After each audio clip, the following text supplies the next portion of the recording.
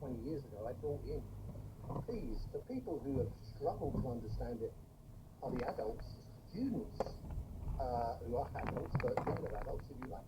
The students got it straight away. This is not credit card debt. You pay nothing till you're earning close to 30,000 a year, and then you pay it straight to the treasury. Comes out of your pay, basically the cost of a pint of beer.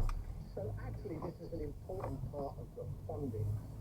Is it? Well, we all thought, I think everyone thought when fees were introduced, that universities would have different levels. That they wouldn't all go to the maximum fee.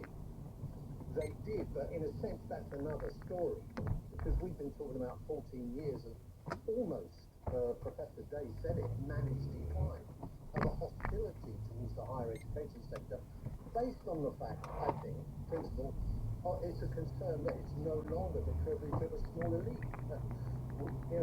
We ended that, and I'm proud that we did, and we've got to maintain that value for students.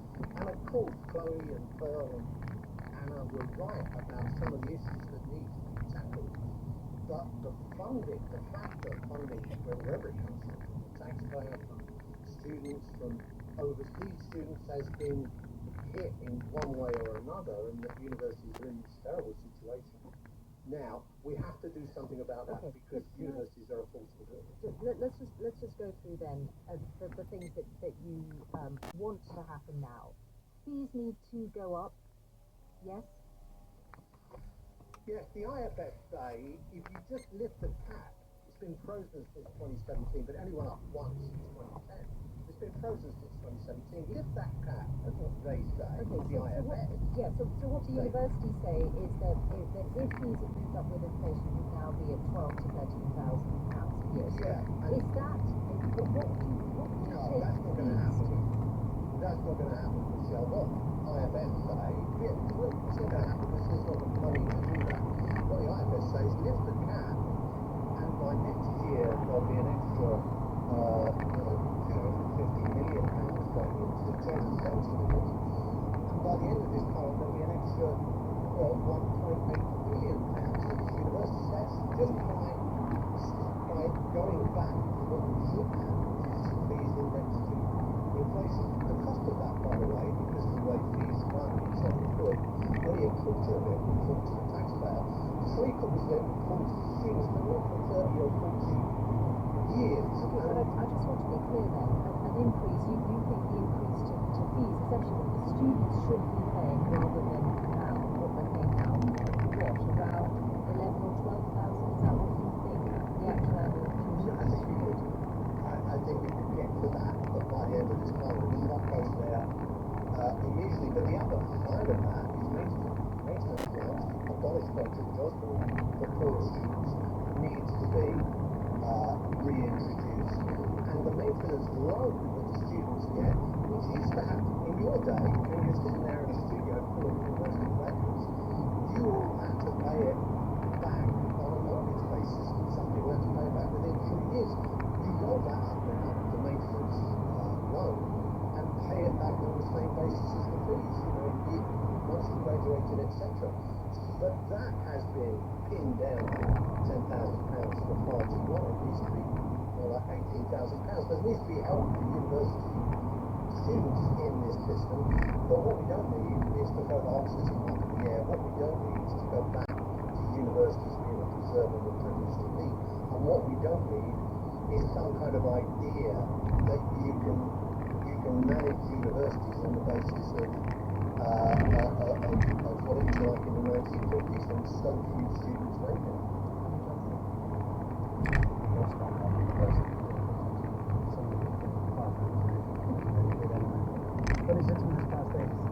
What appears to be the second attempt to pull Donald Trump and himself to Secret Service, the FBI, will be talking about it and suggesting better protection in the level of election campaign in America, which is playful. North American editor Sarah Scott has been telling me about conversations with private committee before.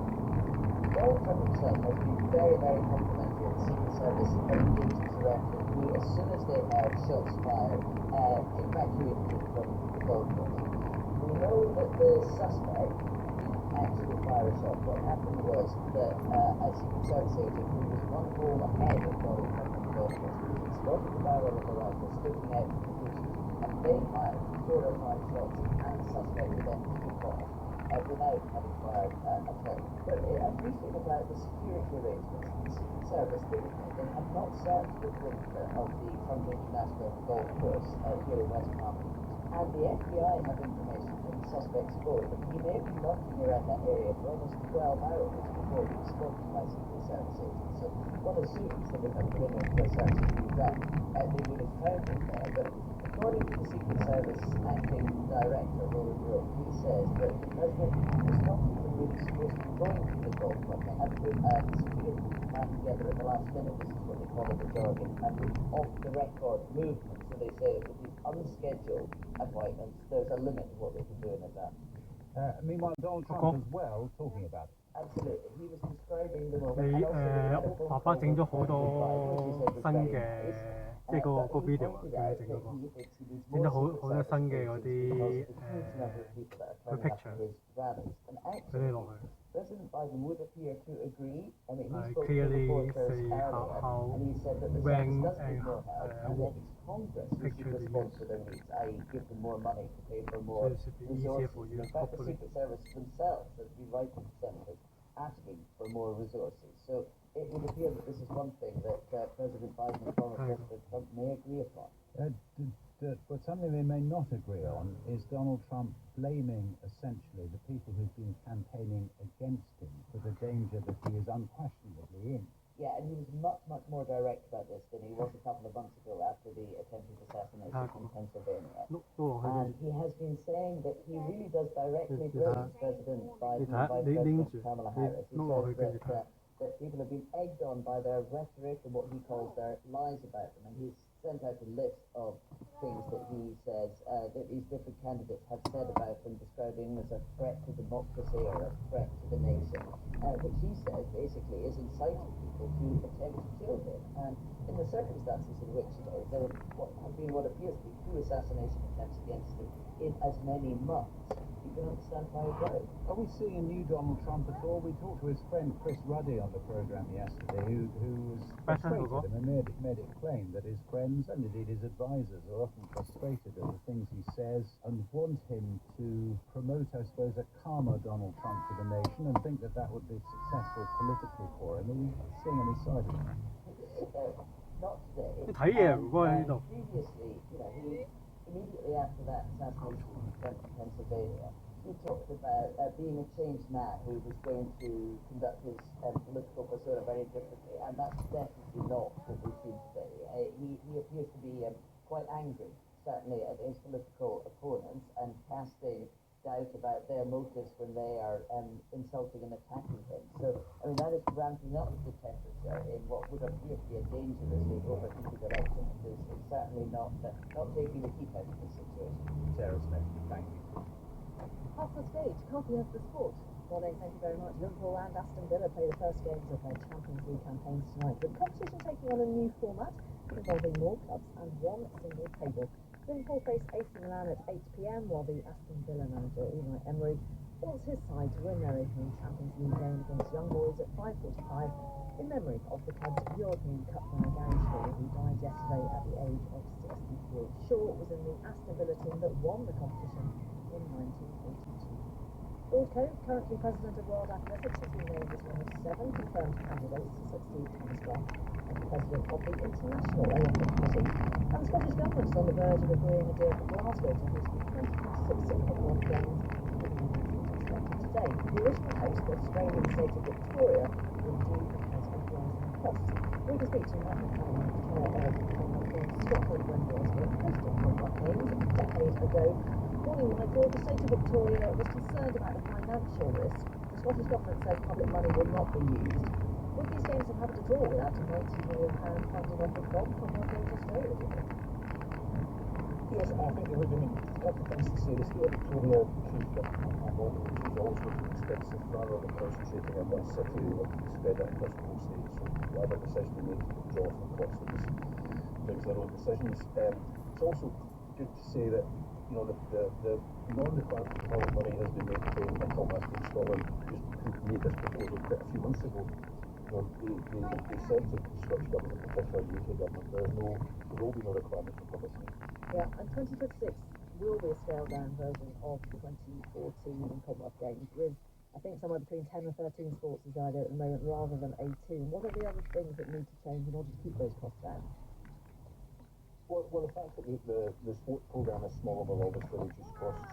The plan also is to make sure everything stays within the city of Glasgow, which is fairly tight area for venues. But there's some other venues are world class because some of them were built for upgraded for Glasgow 2014. We have a fantastic indoor arena, the Emirates Arena, which is successfully velodrome alongside it. And the English Court also world class swimming centre, which was held some European and World Swimming Championships in 2014. So there's no requirement to build anything for the games, which is usually a big part of the cost. Yeah, there's also the part of games that, those sports that aren't represented at Olympic level, like netball, and some smaller nations, that the important relevance of the Commonwealth Games for them, I presume, whereas others consider it to be slightly outdated. Is there a concern about reputational damage for Glasgow? I'm not sure anyone thinks the Commonwealth Games is outdated when people are entitled to have their view in comparison to any other event. But I think it's always proven itself to be a high-class sporting event, and even with a reduced number of sports, that's exactly what it will be, because that's what the proposal says it's going to be. It's we're going to deliver a Commonwealth Games, yes, a scaled-down version of a smaller number of sports, but it's still going to be a high-class sport. Looking forward to hearing about that later today. Michael Kavanagh, former chair of Commonwealth Games in Scotland, thank you very much. Just mentioned the Sir Ben Ainsley's British team in Ross Britannia lost the race against Switzerland's Angel Red Bull Racing in the semi-finals of Sailing's America's Cup. In Ross Britannia have a 4-1 lead and will need to win one more race to reach the final of the Louis Vuitton Cup against defending champions in New Zealand. Carthy, thank you. Jim Alpoli will be here with the Lifestyle Tips in half an hour. Hello. A gruesome axe murder on the streets of Thebes 3,000. All I've seen is the pay go down continuously upwards since 2016. And honestly, it's like, for us, we see Deliveroo and Uber Eats pay out massive millions to their shareholders. Deliveroo, for example, the past year has actually paid out over £300 million to their shareholders, while, we're basically paid next to nothing. We're paid as minimum as $290 in London and a lot less outside of London.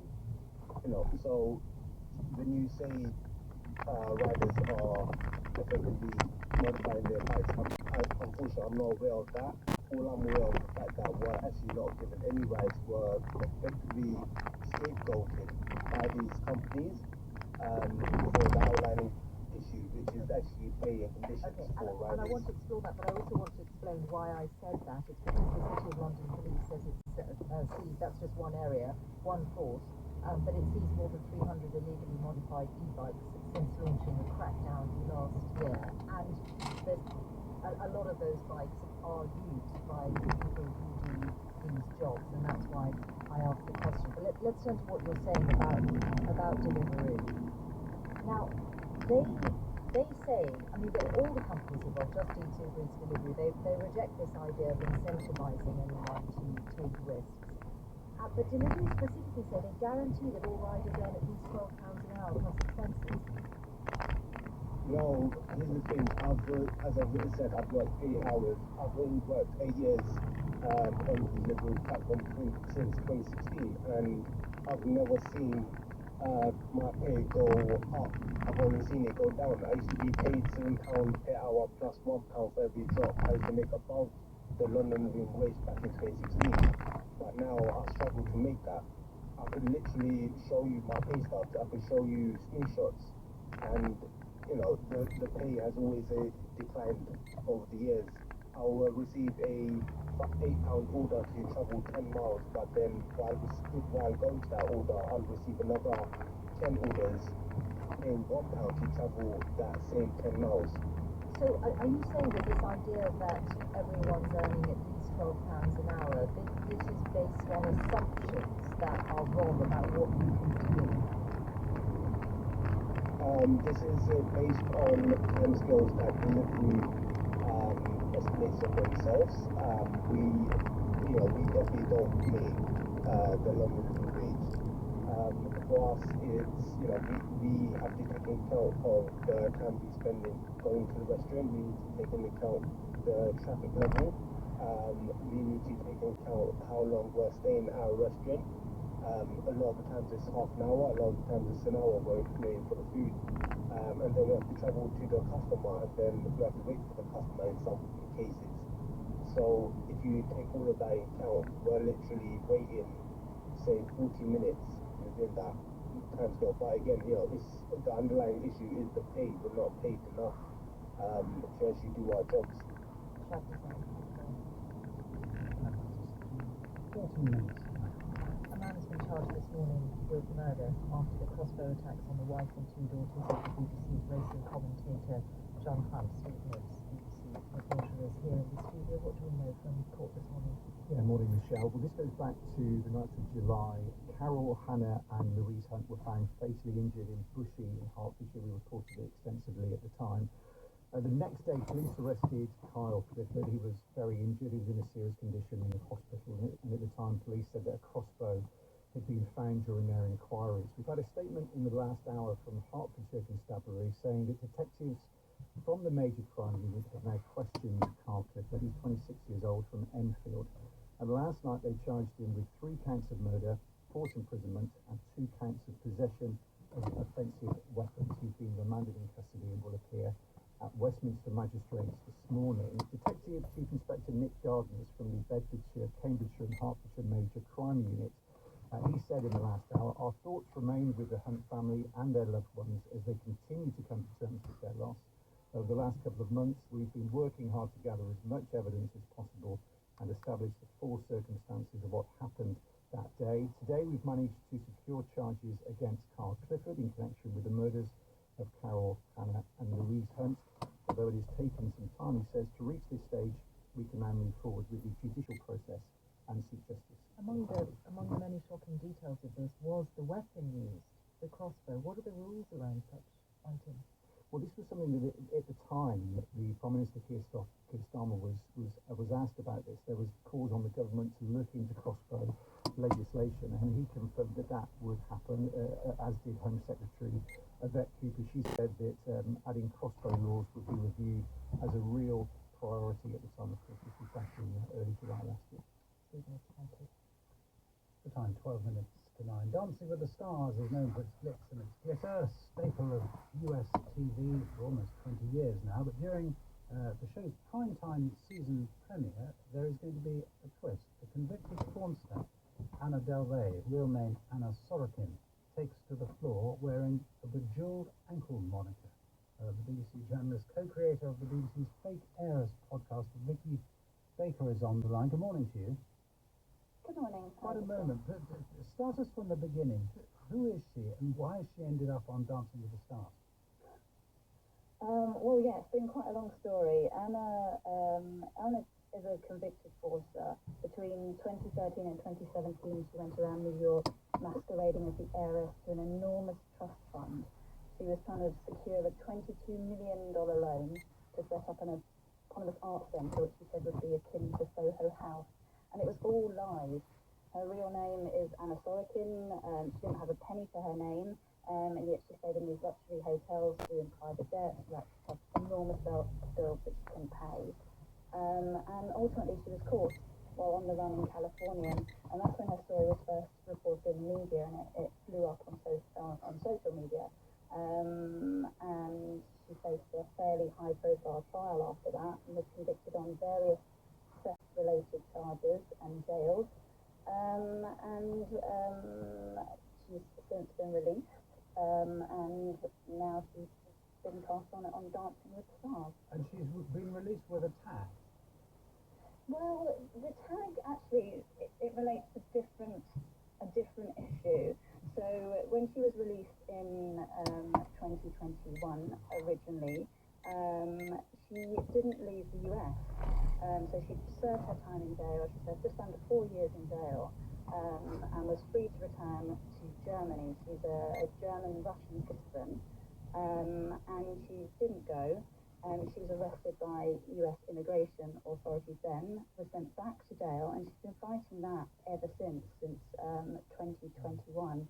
So she spent a period under house arrest, and she's just had her bond restrictions relaxed, so she can go on the show. When you did this series about it, this Fake Heiress podcast, which I think is still up, isn't it? It's on BBC Sounds. Yeah, but it right. went back in 2019 or so, wasn't it? Yeah. Yeah. And you always think, well, that's the end of the story, and somehow she keeps coming back. I mean, which makes her a rather extraordinary person. But I mean, if you were the victim of her crimes, I suppose you wouldn't feel that. Were the crimes victimless in the sense that they weren't individuals who are chasing money now that they've lost their life savings? Or I mean, what allows her to be able to trade on this celebrity now and have this very high-profile role in American fun life, I suppose, that you wouldn't afford to an ordinary criminal? Exactly. I mean, it's extraordinary. And original times, I wouldn't say were victimless. There were some individuals and some small businesses that she ended up owing large amounts of money to. And there is, as you say, there's always been a kind of polarised reaction to her, both in person and online. Different bullying, others that people held, some appear to admire her endless ambition because it represents some sort of rich American dream, but others find that continued self-promotion and seeming lack of remorse quite shameless. But it always gets attention. I think people have forgotten like the original crimes and what it was that she did. Starting with Stars as Old Eyes, it had a lot of controversial characters on it in the past, and was kind of trying to sort of play this redemption arc, which always seems to get very well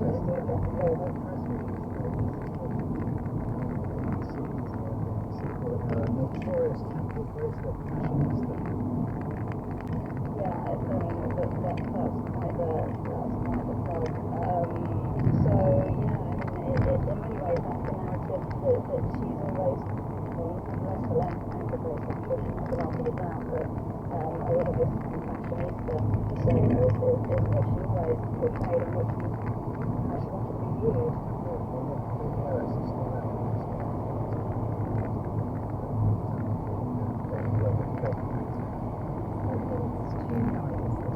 Women have been having babies forever. Now, thanks to a new study on brain scans, we have an idea of what pregnancy does to the brain. You may be thinking brain fog, but listen on, because this is about which areas shrink or expand when the months of pregnancy are that. So we're joined by science writer Lucy Jones, author of the new book Matrices on the Metamorphosis of Pregnancy, Childbirth and Motherhood, and by Professor Megan Liz-Krasker, who was involved in the study that's just been published in Neuroscience and also contributed scans of your old brain to it. Welcome, morning to you both. Good morning. Professor Krasker, tell us then what emerged from the scans of your brain and others? Yes, exactly. So thanks for having me here. What emerged was that the brain is a remarkably plastic and valuable organ, and we found with a widespread reduction in brain volume across the 9 months of pregnancy, resulting in about a 4% reduction in gray matter volume. But most interestingly, it was that we also found this interesting strengthening of the white matter, which is the neural connections between different parts of the brain, which is the axons of the neurons, and these actually had improvement in their integrity, which then returned back to baseline. And it was an interesting thing that we wouldn't have found otherwise. Can I just ask you to translate some of this into layman's terms? Okay. Now, this sounds like what we might think of as brain fog. Reductions in brain volume, decreases in gray matter. Yeah, it's a question you might be thinking it's a negative, but it may not be. And so what we're trying to find out is exactly what this means for people experiencing pregnancy.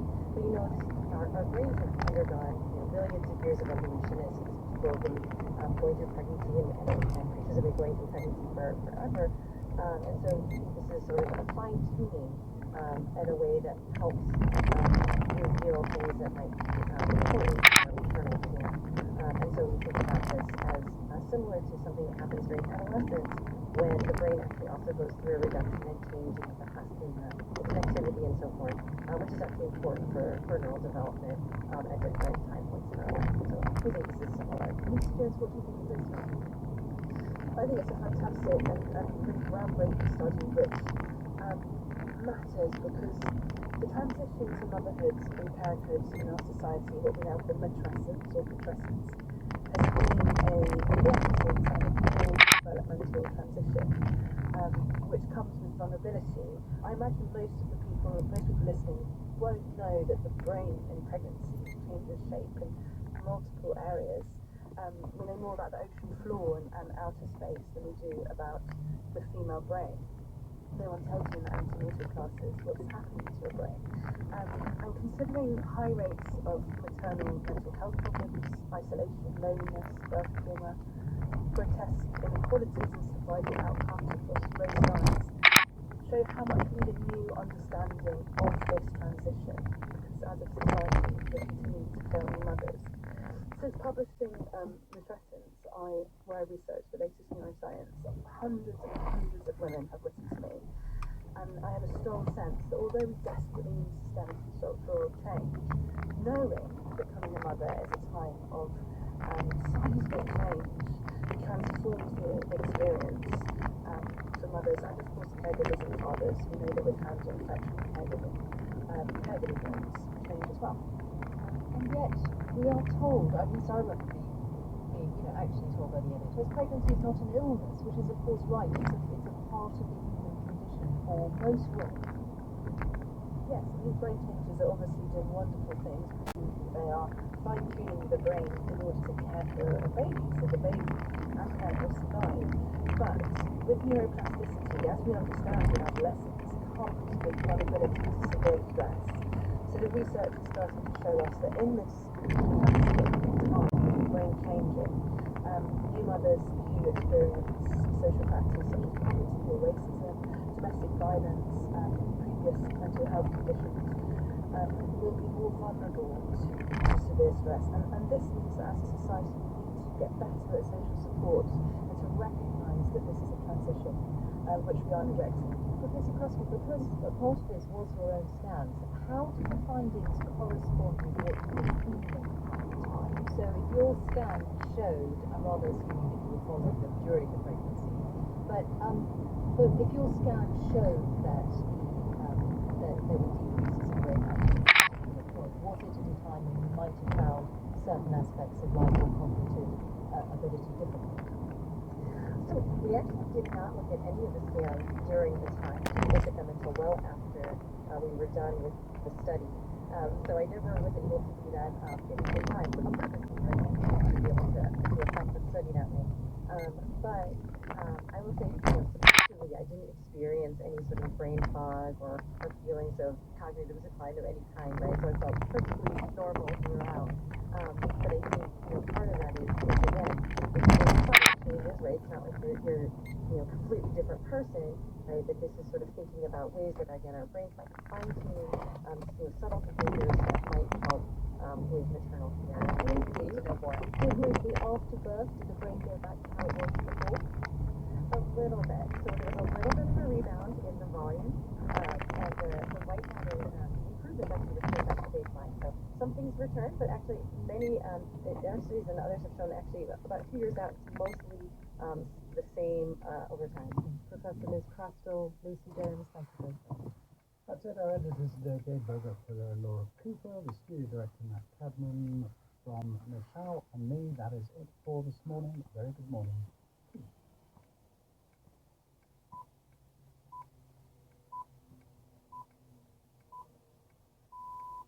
BBC News at 9 o'clock. Universities in England are looking for what they're calling a reset with the government on the level of student tuition fees and maintenance loans. Fees have been frozen for 7 years, and Universities UK says an increase in line with inflation is needed to prevent a slide into decline. Former Education Secretary and Chancellor of Hull University, Alan Johnson, told Today that both students and universities need financial help.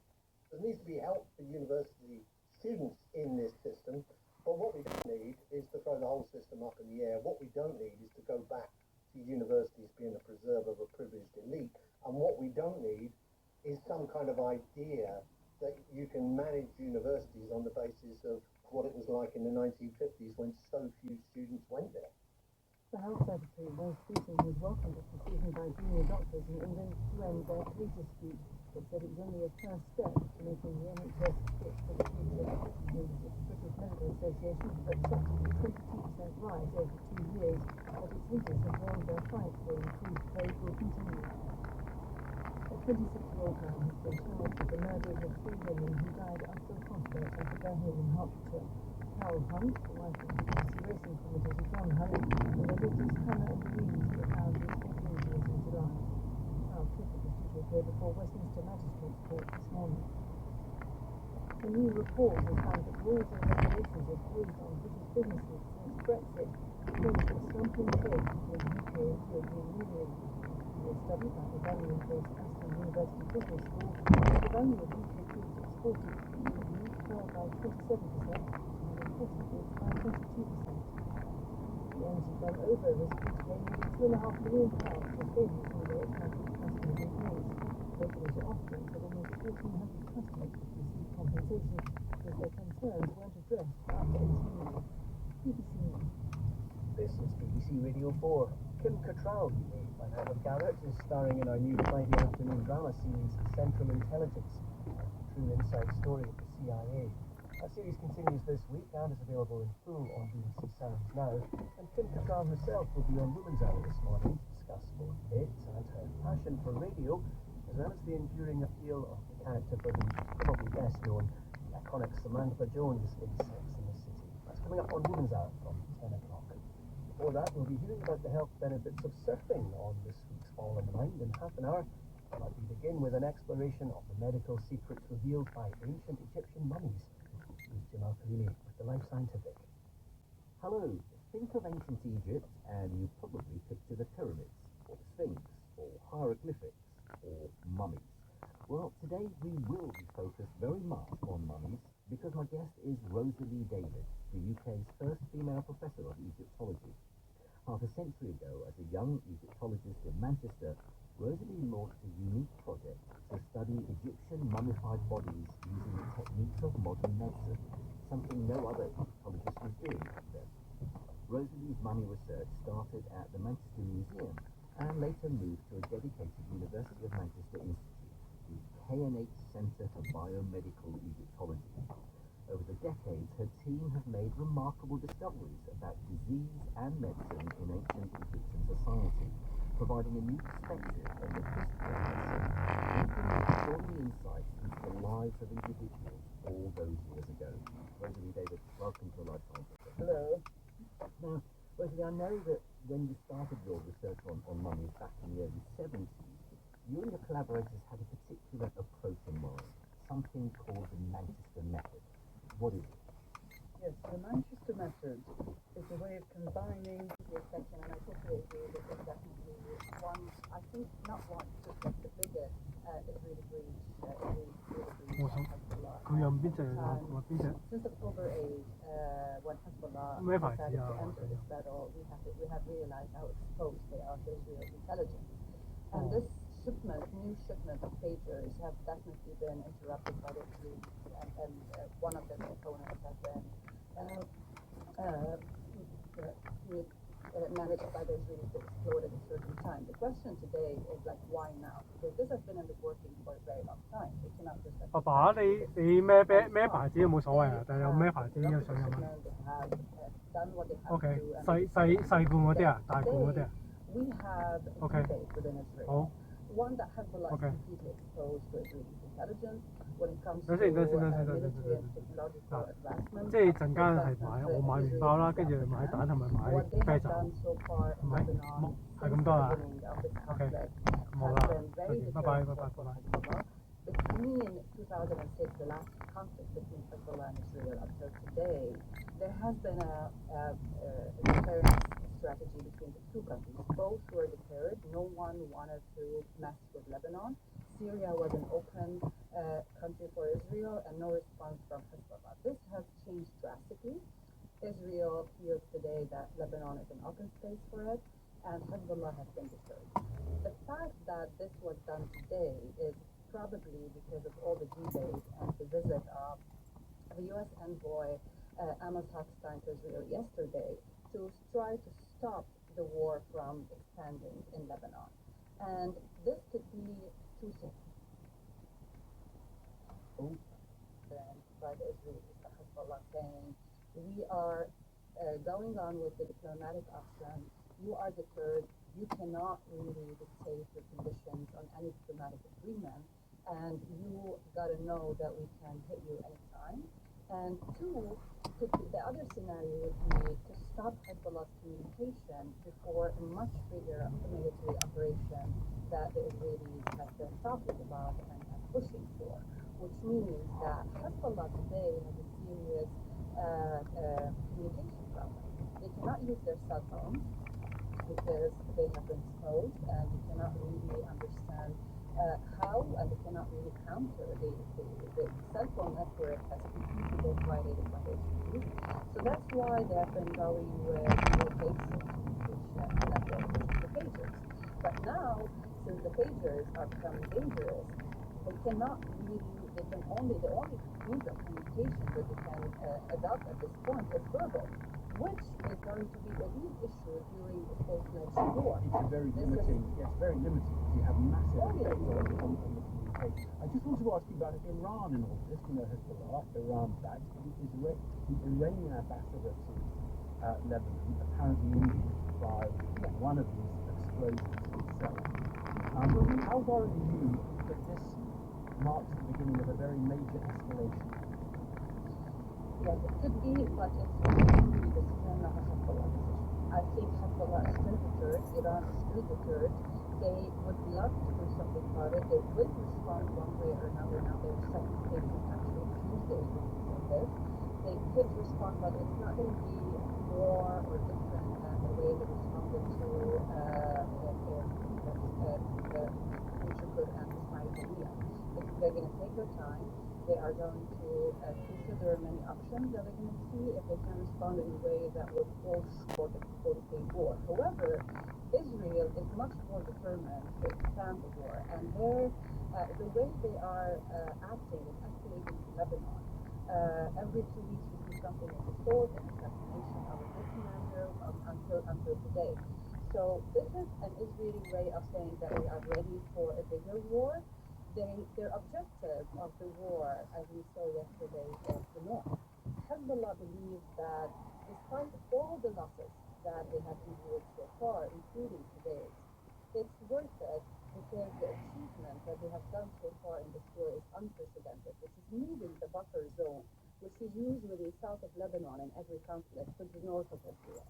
For them, in their own constituency internally, this is the thing that they talk about all the time as the achievement and everything is worth it, that they have pushed Israel away from the border. Israel wants to change that equation and give the north back to its residents and serve Hezbollah even further.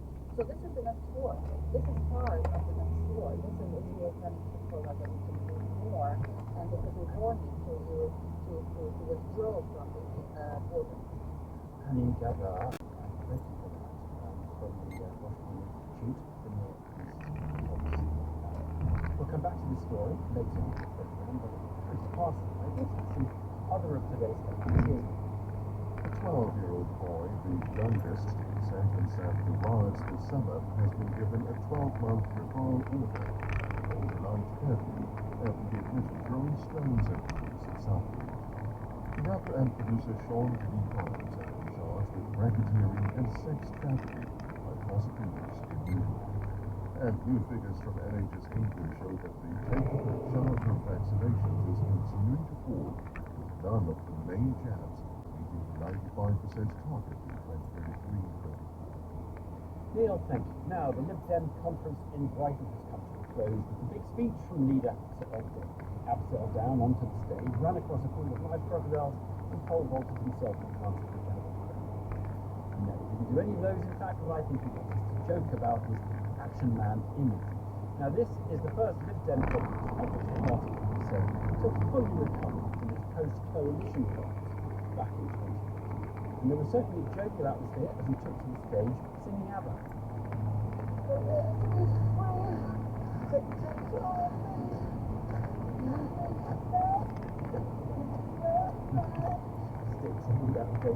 speech then focused on rebuilding trust with the voters and fixing the NHS and social care. All the way which we need to transform the way we do health and care in this country. Our MPs have already taken the lead on that in this new parliament. There's a reason Wes Streeting calls us his 72 new pen pals.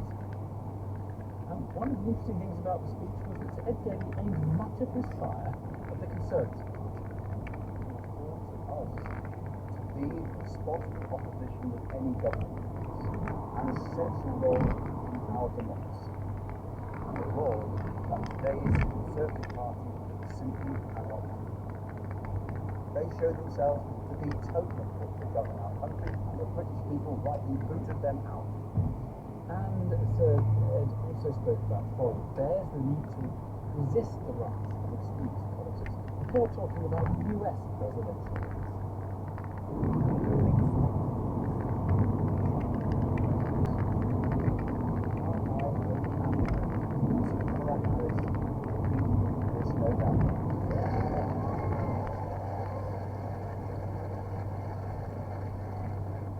Well, Henry Zephyr is actually just a correspondent. He's our Prime Minister, and I spoke to him shortly before we came on. Asked what the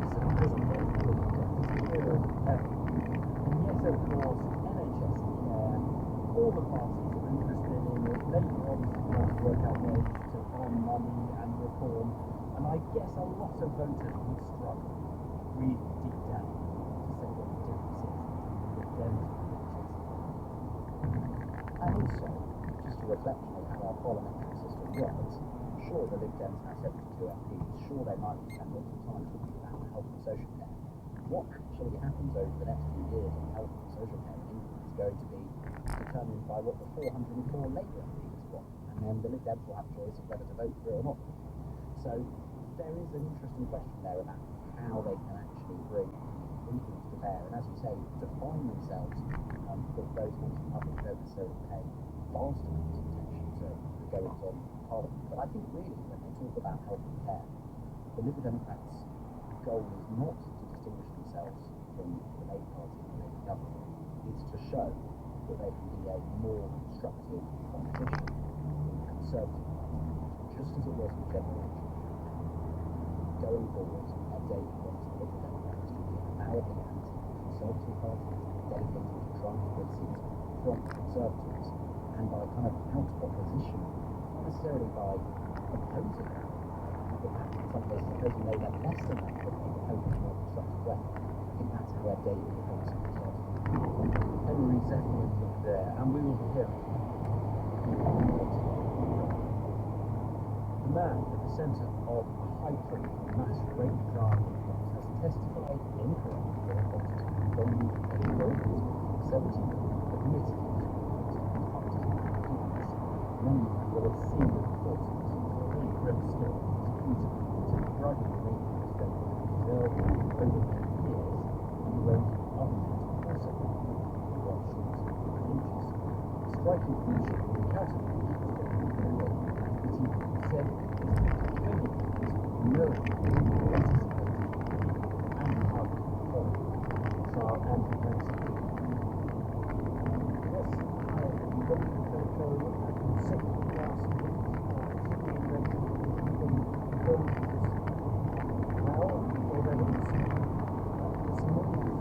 well, because there must have experienced this faint right in the centre. His extra Giselle, just right, she would have extra throughout. Behind him, the other sat behind was another big tension at the moment. Pelico, at one point, denied photograph of his home while she slept. She sitting beside her mother, shouting for a while and left. All in all, a day of remarkable testing and self-control.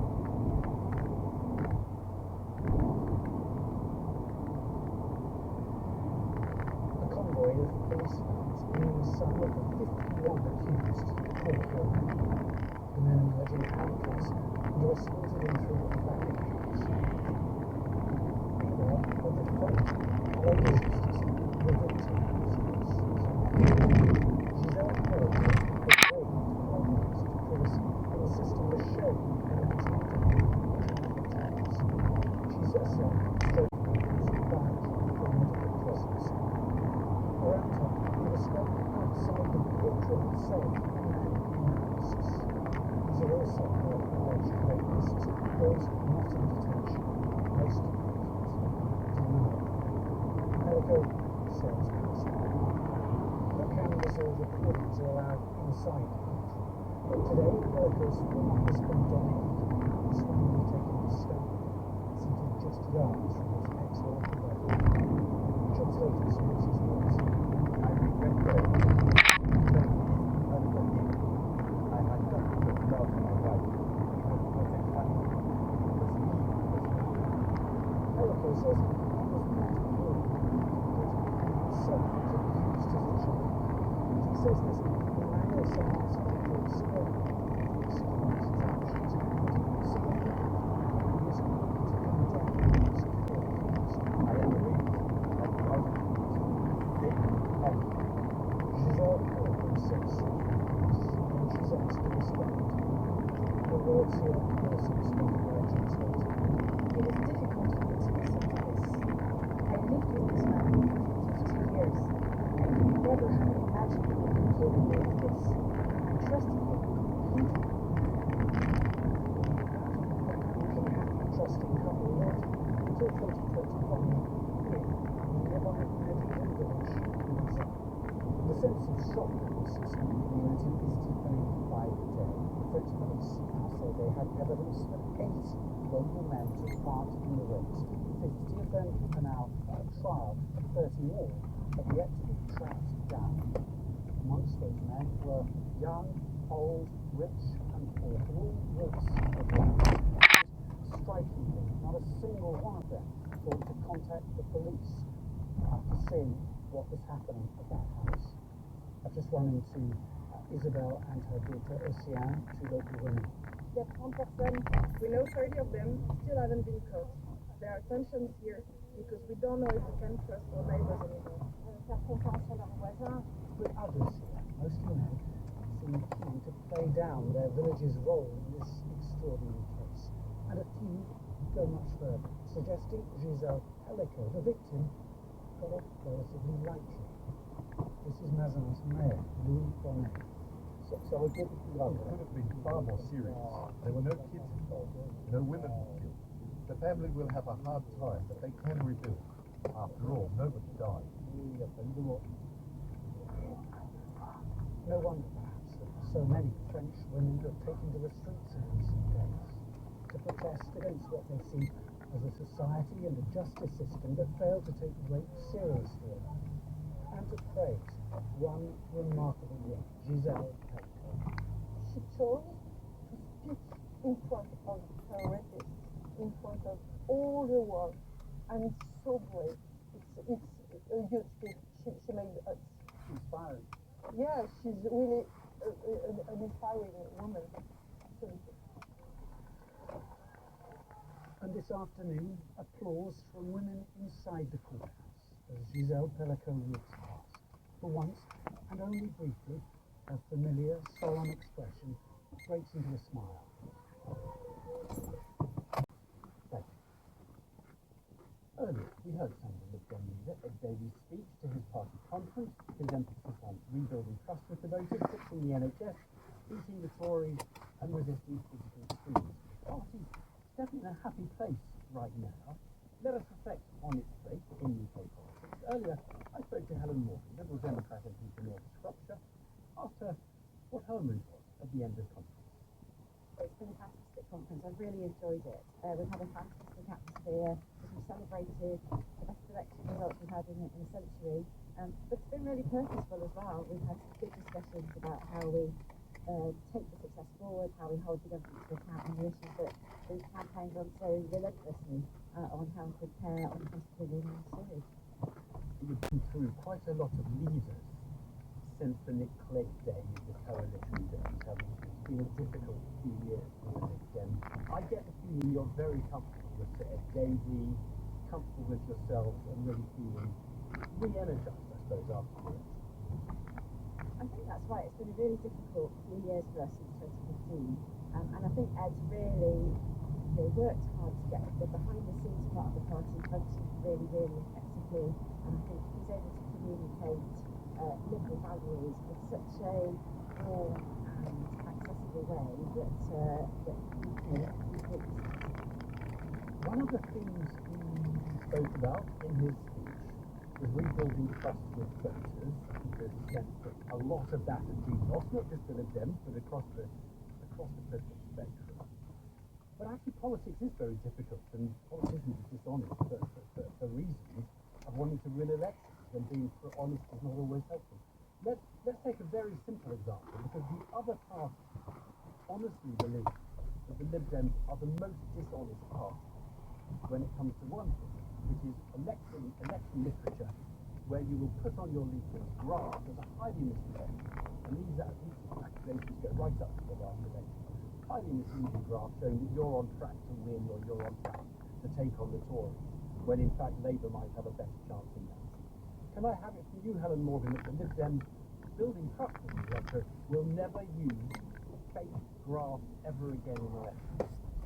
Well, I think you should have a look at some of the graphs Labour has used in Mid Bedfordshire and North Shropshire and tell us that it's just us that do that. But you do it. We don't advise any local party to do it. We tell them the graphs need to be accurate. But they need to tell a story about how we have been successful there. We're a third party, and we need to tell a story about how voting for us can be a vote for a winner. We don't tell parties to use misleading graphs. We tell them quite the opposite. But to suggest that that's unique to the Lib Dems, I think is misleading. Okay, I mean, the other parties, I think, do think you push the boundary on that particular technique in local elections more than they do, or set the pace, if you like, when it comes to misleading graphs. But that's their view. But I just put it to you again, whatever the other parties do, however dishonest they are, you think the Lib Dems should not use misleading graphs on election literature. I just want to get this on tape